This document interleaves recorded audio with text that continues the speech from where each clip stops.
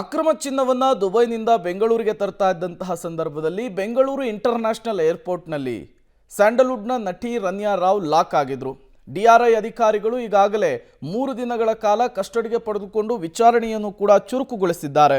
ನಿನ್ನೆ body warrant ಮೇಲೆ ಕಸ್ಟಡಿಗೆ ಪಡೆದಿರುವಂತಹ ಅಧಿಕಾರಿಗಳು 14.2 kg ಚಿನ್ನದ ಮೂಲ ಯಾವುದು, ಹಣ ಇನ್ವೆಸ್ಟ್ಮೆಂಟ್ ಹೇಗಾಗ್ತಾ ಇತ್ತು ಅಂತ ಹೇಳಿ ನಟಿಯನ್ನು ವಿಚಾರಣೆ ಮಾಡ್ತಿದ್ದಾರೆ.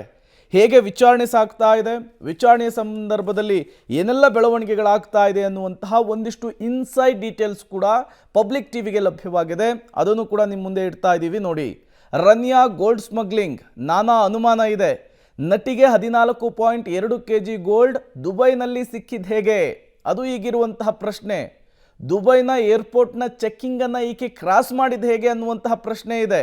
ಅದರ ಜೊತೆಗೇನೆ ಕೋಟಿ ಹೂಡಿಕೆ ಮಾಡಿ ತಾನೇ ಚಿನ್ನವನ್ನು ಖರೀದಿಸಿ ಅಕ್ರಮವಾಗಿ ತರ್ತಾ ಇದ್ಲಾ, ಅಥವಾ ಬೇರೆಯವರು ಇನ್ವೆಸ್ಟ್ ಮಾಡಿ ಈಕೆ ಕೇವಲ ಪೋಸ್ಟ್ ಮ್ಯಾನ್ ರೀತಿಯಲ್ಲಿ ಕೆಲಸವನ್ನು ಮಾಡ್ತಾ ಇದ್ಲಾ ಅನ್ನುವಂತಹ ಅನುಮಾನ ಕೂಡ ಸಹಜವಾಗಿಯೇ DRI ಅಧಿಕಾರಿಗಳಿಗಿದೆ. 14.2 kg ಚಿನ್ನದ ಖರೀದಿಗೆ 10 ರಿಂದ 12 ಕೋಟಿ ಹಣ ಬೇಕು. ಆ ಪ್ರಮಾಣದಲ್ಲಿ ಹಣವನ್ನು ಇನ್ವೆಸ್ಟ್ ಮಾಡಬೇಕು. ಅಷ್ಟೊಂದು ಎಲಿಜಿಬಿಲಿಟಿ ಇದೆಯಾ ಫೈನಾನ್ಷಿಯಲಿ ಈಕೆಗೆ ಅನ್ನುವಂತಹ ಪ್ರಶ್ನೆ ಕೂಡ ಅಧಿಕಾರಿಗಳಲ್ಲಿ ಕಾಡ್ತಾ ಇದೆ.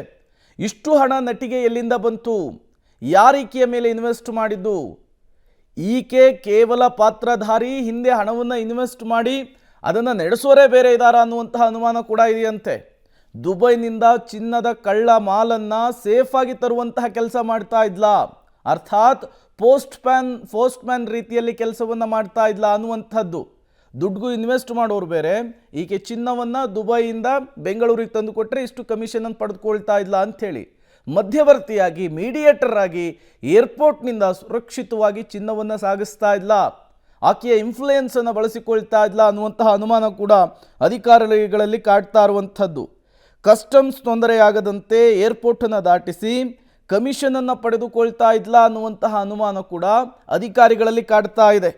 ಚಿನ್ನದ ಸ್ಮಗ್ಲಿಂಗ್ ಹಿಂದೆ ಬೇರೆ ಯಾರದ್ದೋ ಕೈವಾಡವಿದೆ, ದೊಡ್ಡ ತಿಮಿಂಗಿಲ ಇದೆ ಅನ್ನುವಂತಹ ಗುಮಾನಿ ಕೂಡ ಅಧಿಕಾರಿಗಳಲ್ಲಿ ಎದ್ದಿದೆ. ದುಬೈನಲ್ಲಿ ನಟಿಯ ಕೈಗೆ ಚಿನ್ನ ಸಿಕ್ಕಿದಾದರೂ ಹೇಗೆ, ದುಬೈ ಏರ್ಪೋರ್ಟ್ನಲ್ಲಿ ಚೆಕ್ಕಿಂಗನ್ನು ಕ್ರಾಸ್ ಮಾಡಿ ಈಕೆ ಚಿನ್ನವನ್ನು ಹೇಗೆ ತರ್ತಾ ಇದ್ಲು, ಇದೆಲ್ಲವೂ ಕೂಡ ಈ ಪ್ರಕರಣದಲ್ಲಿ ಮುನ್ನೆಲೆಗೆ ಬರ್ತಾ ಇರುವಂತಹ ಪ್ರಶ್ನೆಗಳು, ಕುತೂಹಲಕ್ಕೆ ಕಾರಣವಾಗ್ತಾ ಇರುವಂತಹ ಪ್ರಶ್ನೆಗಳು. ಈ ಪ್ರಶ್ನೆಗೆ ಉತ್ತರವನ್ನು ಬೆನ್ನಟ್ಟಿ ಈಗ ಅಧಿಕಾರಿಗಳು ಇನ್ವೆಸ್ಟಿಗೇಷನನ್ನು ಚುರುಕುಗೊಳಿಸಿದ್ದಾರೆ. ಇನ್ವೆಸ್ಟಿಗೇಷನ್ನಲ್ಲಿ ಈ ಪ್ರಕರಣಕ್ಕೆ ಯಾವ ರೀತಿ ಟ್ವಿಸ್ಟು ಟರ್ನ್ ಸಿಗುತ್ತೆ ಅನ್ನೋದನ್ನು ಕಾದು ನೋಡಬೇಕು.